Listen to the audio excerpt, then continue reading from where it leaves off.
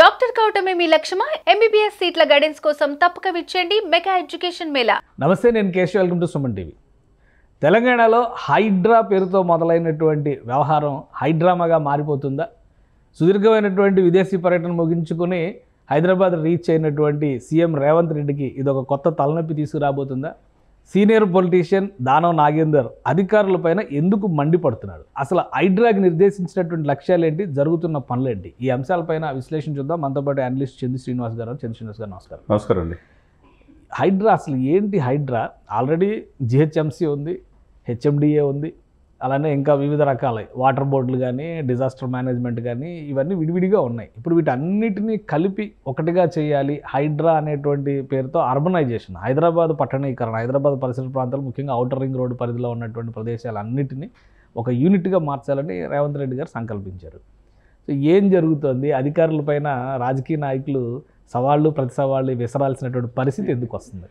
ఇది బృహత్తర ప్రణాళిక అండి. హైదరాబాద్ని ఇంకొద్దిగా విస్తరించే భాగంలో మీరు అన్నట్టు హెచ్ఎండిఏ, జిహెచ్ఎంసీ అన్నీ కూడా కలిపి 2000 చదరపు కిలోమీటర్లు విస్తరించే భాగంలో ఆయన ఆలోచన నుంచి వచ్చింది. ఇది ఎవరు గౌరవనీయ ముఖ్యమంత్రి రేవంత్ రెడ్డి గారు ఆలోచించి, ముఖ్యంగా ముందు ఇప్పుడు అమెరికా కొరియా పర్యటన ముగించుకొని దాదాపు 36,000 కోట్ల పెట్టుబడులు తీసుకొస్తున్నందుకు ఈరోజు ఒక ఐటీ కంపెనీ కూడా 15,000 మందికి ఉపాధి కల్పించే కంపెనీ కూడా చేయబోతున్నారు.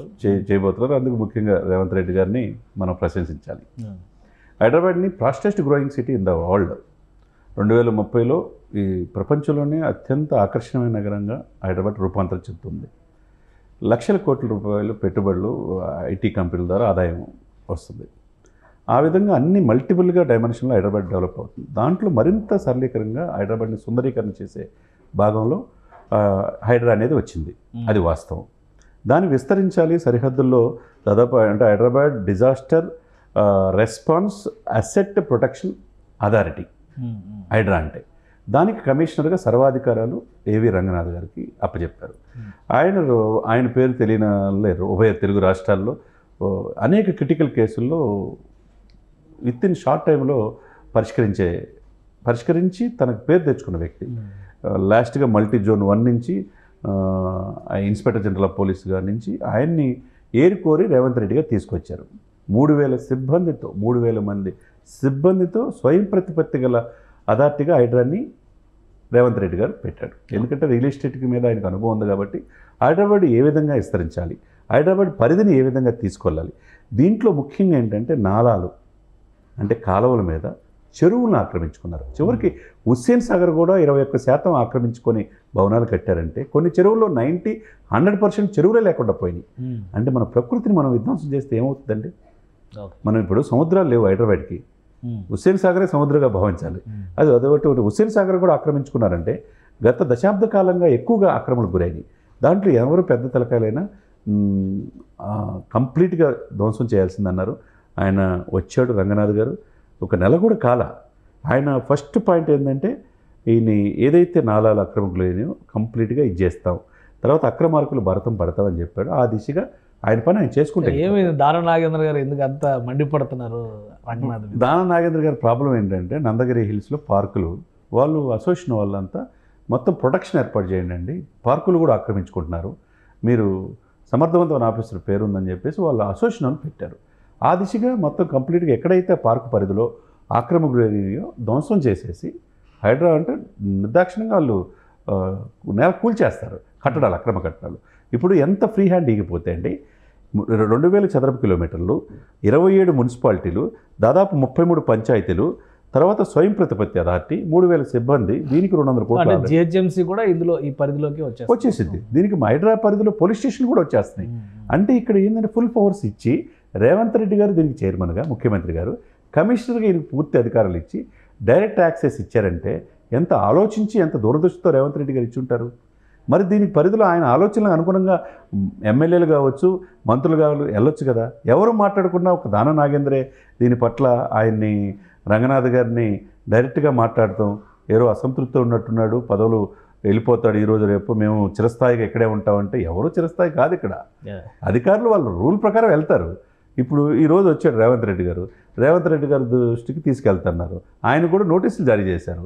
ఎందుకంటే ఆయన ప్రభుత్వం చేసే పని ఏంటంటే ఆయన ముఠా మేస్త్రి, గుంపుకు మేస్త్రి అన్నాడు. ఈ ఆస్తులను పరిరక్షించాల్సిన బాధ్యత గుంపు మేస్త్రిదే. ఆస్తుల్ని అన్యాక్రాంతమైన చెరువులు, నాలాలు కూడా లేకుండా ప్రకృతిని విధ్వంసం చేసి హైదరాబాద్ రూపురేఖలు మారుస్తూ ఉంటే దాన్ని ఒక సమర్థవంతమైన ఏవి రంగనాథ్ గారు లాంటి ఐపీఎస్ ఆఫీసర్కి అప్పచెప్తే ఆయన పనులు చేయకుండా ఆయన పనులు చేస్తూ ఉంటే ఆయన యొక్క టీంని చేయనీయకుండా చేస్తే వాళ్ళు నోటీసులు జారీ చేశారు ఎవరైనా. కానీ ఒకటి అంటే జనరల్గా అడ్మినిస్ట్రేషన్ ప్రాసెస్ అంతా ఐఏఎస్ ఆఫీసర్లు చూస్తారు. ఇది అవునండి. చాలా తరతరాలుగా మనం చూస్తున్నటువంటి సంప్రదాయం.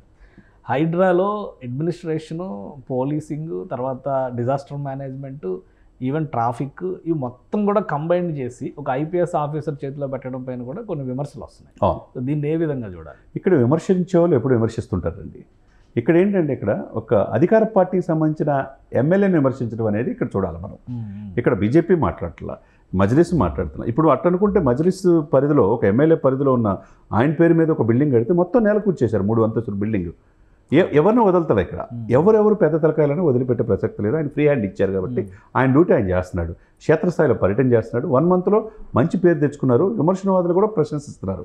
ఇక్కడ ఏంటంటే ఇక్కడంటే మీరు అన్నట్టు ఐపీఎస్ ఆఫీసరు, దీనికి ఒక సమర్థవంతమైన ఆఫీసర్ వస్తే తప్పితే ఏదో అంతకుముందు డిజాస్టర్ మేనేజ్మెంట్, ప్రకృతి వైపరీత్యాలు జరిగినప్పుడు రెస్పాన్స్ టీమ్గా ఈ హైడ్రా కమిషనర్ ఒక ఐపీఎస్ స్థాయి ఆఫీసర్ ఉండేవాళ్ళు. దీన్ని ఐజీ స్థాయి ఆఫీసర్ని పెట్టడం వెనక రేవంత్ రెడ్డి వ్యూహాన్ని అర్థం చేసుకోవాలి. సమర్థవంతమైన అయితే ఎవరికి భయపడరు, నిక్కచ్చిగా ఉంటారు. ఏదైతే ప్రభుత్వ ఆస్తులను పరిరక్షిస్తారనే బాధ్యతతో రంగనాథ్ గారికి ఈ బాధ్యత అప్పచెప్పారు. చెరువుల ఆక్రమణలు అంటే లాస్ట్ టైం రేవంత్ రెడ్డి గారు అరెస్ట్ అయినప్పుడు సందర్భంలో కూడా మనం చూసాం. గండిపేట చెరువు క్యాచ్మెంట్ ఏరియాలో పెద్ద భవనాలు కట్టడం, ఫామ్ హౌస్లు కట్టుకోవడం, రకరకాల వెంచర్లు వేయడం, ఇవన్నీ కూడా వచ్చినాయి. ఇవన్నిటిని ఇప్పుడు వీళ్ళు స్ట్రీమ్ లైన్ చేయడానికి అవకాశం ఉంటుందా, లేదా అప్పుడు కేటీఆర్ గారు అరెస్ట్ చేయించి మరి రేవంత్ రెడ్డి గారు లోపల వేశారనేటువంటి మాట ఉంది. దానికి ప్రతీకారంగా ఇటువంటి కొత్త ప్రక్రియలోకి వెళ్తుందా? ఇక్కడ ప్రతీకారాలు ఏమి ఉండవండి. ఇప్పుడు బాచుపల్లి దగ్గర ఏదో 100 కోట్లు విలువ చేసే స్థలం చెరువునే లేకుండా చేసేసి ఎవరో ఒక కన్స్ట్రక్షన్ కంపెనీ కడుతుంది. అట్లా నానక్రామగూడలో కొన్ని ఉన్నాయి, లేదా కోకాపేటలో కొన్ని ఉన్నాయి. ఏదైనా కానీ ఇది ప్రకృతి సంపద, ఇది ప్రజల సంపద. డెక్కన్ ప్లాట్లో ఉంది హైదరాబాద్, అందరిని హక్కును చేర్చుకునేది. హైదరాబాద్లో ఎవరైనా నివసిస్తారు. 3,000 ఉద్యోగాలు సాధించిన కానీ 3,000 నుంచి 3 లక్షల వాడు కూడా హ్యాపీగా జీవిస్తాడు. వాతావరణం సానుకూలంగా ఉంటుంది. ఇంటర్నేషనల్ ఆర్గనైజేషన్స్ ఉన్నాయి, డిఫెన్స్ మెకానిజం ఉంది. ఇంత ఉండి హైదరాబాద్ని ఇంకా విస్తరించాలన్న ఆలోచన రేవంత్ రెడ్డి గారు మంచి ఆలోచన. ఆయన గతంలో కక్ష ఆయన పట్ల డ్రోన్ కెమెరాలు పెట్టారని చెప్పేసి అరెస్ట్ చేసి వాళ్ళు చేసి ఉండొచ్చు కాక. ఇప్పుడు ఈయన ఏంటి, హైదరాబాద్ని ఇప్పుడు ఇక్కడ నగరంలో ఎవరు ఎమ్మెల్యేలు లేరు కాంగ్రెస్కి గెలిచిన వాళ్ళు.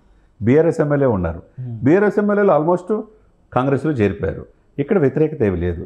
మన గాజుల రామారావు చెరువు సొగం ఆక్రమణకు గురైందండి. అక్కడి నుంచి ఆయన స్టార్ట్ చేశాడు, నందగిరి హిల్స్ దాకా వెళ్ళాడు. ఇప్పుడు నెక్స్ట్ అయ్యప్ప సొసైటీ అనేక ఆక్రమణకు గురైంది. హైదరాబాద్ సిటీ మొత్తం కూడా ఎవరైనా కబ్జాలు చేయొచ్చు అనే భావనతో గతంలో ఉన్నదాని నుంచి కబ్జాలు చేస్తే భయపడే పరిస్థితికి ఈరోజు తీసుకొస్తే హైడ్రాని అప్రిషియేట్ చేయాల్సింది పోయి సాక్షాత్ అధికార పార్టీ ఎమ్మెల్యే, అధికార పార్టీ అంటే ఆయన గతంలో బీఆర్ఎస్లో వెళ్ళిపోయి మళ్ళీ ఇక్కడికి వచ్చాడు, తన పూర్వమైన కాంగ్రెస్ పార్టీకి వచ్చాడు. ఇప్పుడు వచ్చిన తర్వాత ఇప్పుడు కాంగ్రెస్ ఈయన కూడా పోటీ చేశాడు, ఓడిపోయాడు. సికింద్రాబాద్ ఎంపీ అభ్యర్థి ఓడిపోయాడు. ఆయన రంగనాథ్ గారిని ఒక ముఖ్యమంత్రి గారు ఆలోచించి ఒక సిన్సియర్ ఆఫీసర్కి అప్పచెప్పిన ఆ బాధ్యతని, ఆ అధికారిని విమర్శించడం అనేది అది సరికాదు అని చాలామంది అంటున్నారు. ఇప్పుడు ఈరోజు రేపు దాని పట్ల ముఖ్యమంత్రి గారు కూడా స్పందిస్తారు. అమెరికా టూర్ తర్వాత ముఖ్యమంత్రి హైదరాబాద్లో మోడర్నైజేషన్ గురించి మాట్లాడుతున్నారు. ఆల్రెడీ కాగ్నిజెంట్కి శంకుస్థాపన చేస్తారు. ఈ రోజు నుంచి మూసీ బ్యూటిఫికేషన్ ప్రాజెక్ట్ని పెద్ద ఎత్తున తీసుకుంటాం. బ్రిటన్లో మోడల్స్ చూసి, అమెరికాలో ఉన్న మోడల్స్ చూసి, అలానే న్యూయార్క్ దగ్గర, షికాగో దగ్గర ఉన్న మోడల్స్ చూసి, ఇటు సౌత్ కొరియాలో కూడా ఆయన ఏ విధంగా రివర్ ఫ్రంట్ డెవలప్మెంట్ జరిగింది, వాటికి అనుగుణంగా మూసీ నది ప్లస్ ఈ పార్కులు, ఈ చెరువుల సుందరీకరణ, వీటిపైన పెడుతున్నారు. సో ఈ బాధ్యత మొత్తం హైడ్రా చేతుల్లో పెట్టే అవకాశాలు ఉంటాయా? డెఫినెట్గా ఉంటుందండి. ఎందుకంటే దాన్ని మూసీ ప్రక్షాళనకి ఆమ్రపాలి గారు చూస్తున్నారు, ఐఏఎస్ ఆఫీసర్ ఆమె. దానికి అంతకుముందు కూడా గతంలో క్షేత్రస్థాయిలో పర్యటన ఇతర దేశాలు వెళ్ళొచ్చారు. ఇప్పుడు ఈయన వరల్డ్ బ్యాంక్ అధికారులతో కూడా మూసీ ప్రక్షాళన కోసం నిధుల కోసం అడుగుతున్నారు. దాని విధంగా మీరన్నట్టు నాలాలు ఆక్రమణకు గురైనవి. ఈ ట్రాఫిక్ హైదరాబాద్ ఒకటే ప్రాబ్లం ఏంటి, ట్రాఫిక్. వాటర్ కూడా ఎందుకు వస్తాయి రోడ్ల మీదకి, ఈ నాలాలు కూడా ఆక్రమిస్తే వస్తాయి, బ్లాక్ అయిపోయి. తర్వాత చెరువులు కూడా కబ్జాలు చేస్తే ఏమవుద్ది? ప్రకృతి వనరులే మనం ధ్వంసం చేస్తే హైదరాబాదు అభివృద్ధి చెందిన ఫాస్టెస్ట్ గ్రోయింగ్ సిటీగా హైదరాబాదు డెవలప్ అయ్యే పరిస్థితి నుంచి ఏ విధంగా వెళ్తుంది? ఇది ఎక్కడో చోట కంట్రోల్ చేయాలి కదా. ఇది మీరన్నట్టు నాలాలని క్రమబద్ధీకరించాలా, చెరువులను ఆక్రమణ కఠిన చర్యలు తీసుకోవాలా. ఇంకోటి చిరకాల కోరిక ఏంటంటే మూసిని ప్రక్షాళన చేయాలి. గత ముఖ్యమంత్రులు ఎవరు చేయాలి. డే 1 నుంచే మూసిని ప్రక్షాళన చేస్తాను అని చెప్పేసి ఆయన చెప్పటం. గతంలో కూడా చాలా మంది చెప్పారు. చంద్రబాబు నాయుడు గవర్నమెంట్ ఉన్నప్పుడు నందనవనం ప్రాజెక్ట్ అని తీసుకొచ్చింది. అలానే వైఎస్ రాజశేఖర రెడ్డి గారు ఉన్నప్పుడు కూడా రివర్ ఫ్రంట్ ప్రాజెక్ట్ అని ఒకటి తీసుకొచ్చారు. మొన్నటి వరకు బీఆర్ఎస్ ప్రభుత్వం చెప్పేది ఏంటంటే మూసీని ఆ చివరి నుంచి ఈ చివరి నుంచి వంతెలతో కప్పేసి కింద నీటి ప్రవాహానికి కావాల్సినటువంటి ఏర్పాట్లు చేస్తామని వీళ్ళు ప్రాజెక్ట్ తీసుకొచ్చారు. ఏవి అవలా. సో ఇప్పుడు దీని మీద ఏ విధంగా హోప్ పెంచుకోవాలి? ఆయన వాళ్ళ మాటలు కేవలం మాటలకే పరిమితం అయిపోయినాయి. దాన్ని ఈయన ఆచరణలో పెడితే కనుక మంచి పేరు వస్తుంది. సో హైడ్రా విస్తరణ అనేది మూసీకి కూడా జీవం ఇస్తుందని అనుకోవచ్చా? డెఫినెట్గా ఇస్తుంది. ఇప్పుడు 2000 చదరపు కిలోమీటర్ల విస్తరణలో హైడ్రా విస్తరిస్తే చుట్టూ మొత్తం కంప్లీట్ హైదరాబాద్ని కంప్లీట్ మిక్స్డ్ అంటే 1,50,00,000 మంది జీవిస్తారు సార్. సరిహద్దు గ్రామాలు కూడా కలిపి ఒక పరిధిలో తీసుకొస్తే అవినీతి అక్రమాలకు పాటుపడే వాళ్ళకి ఒక చెక్ పెట్టినట్టు అవుతుంది కదా. ఇప్పుడు ఈ చెక్ పెట్టకపోతే ఈ నిర్మాణాలు కంటిన్యూ అవుతాయి. యథేచ్ఛగా చెరువులు ఆక్రమించుకుంటారు, నాలాలు ఆక్రమించుకుంటారు, ఎక్కడ గవర్నమెంట్ ల్యాండ్లు ఆక్రమించుకుంటారు. ఇక్కడ ఏది కూడా మిగలదు కదండి. అది కాబట్టి రేవంత్ రెడ్డి గారి ఆలోచన 100% కరెక్ట్. సమర్థవంతమైన ఆఫీసర్ దీనికి ఏవి రంగనాథ్ గారు ఉన్నారు. ఆయనకి భయపడే వ్యక్తి కాదు. రాజకీయాల్లో ఈయన చూడండి కాదు. ఉభయ తెలుగు రాష్ట్రాల్లో ఆయన ఏంటి అనేది అందరికీ తెలుసు కాబట్టి సిన్సియర్ ఆఫీసర్నే రేవంత్ రెడ్డి గారు వేశారు. కాబట్టి రేవంత్ రెడ్డి గారు ఆలోచనకరంగా వెళ్తే కనుక హైదరాబాద్ రూపురేఖలు పూర్తిగా మారిపోతాయి. రైట్. థ్యాంక్ యూ చంద్ర శ్రీనివాస్ గారు. ఇది హైడ్రా రూపకల్పన ద్వారా హైదరాబాద్ విస్తరణకి మరొక రూపం ఇవ్వాలనేటువంటి ప్రయత్నం ప్రస్తుత ప్రభుత్వం చేస్తుంది. అలానే జాతీయ స్థాయి, అంతర్జాతీయ స్థాయిలో ఉన్నటువంటి వివిధ నగరాలను పరిశీలించడం, అక్కడ అనుసరిస్తున్నటువంటి విధానాలను ఇక్కడ అమలు చేయడం, వీటన్నిటిని మానిటరింగ్ చేసేటువంటి ఉద్దేశంతోనే వివిధ విభాగాలుగా ఉన్నటువంటి వ్యవస్థలన్నింటినీ కూడా ఒక గొడుగు కిందకి తీసుకొచ్చేటువంటి ప్రయత్నం సీఎం రేవంత్ రెడ్డి చేస్తున్నారు. హైడ్రా తీసుకోబోయేటువంటి నిర్ణయాలకి పూర్తి స్థాయిలో స్వేచ్ఛనివ్వడంతో పాటు బాధ్యత తీసుకునే అవకాశం కూడా సీఎంఏ కల్పించే ఛాన్సెస్ ఎక్కువగా కనిపిస్తున్నాయని చంద్ర శ్రీనివాస్ గారు అంటున్నారు. ఇది special discussion. Keep watching. Suman టీవీలో మీ పర్సనల్ అండ్ బిజినెస్ ప్రమోషన్స్ కోసం కింది నెంబర్కి కాంటాక్ట్ చేయండి.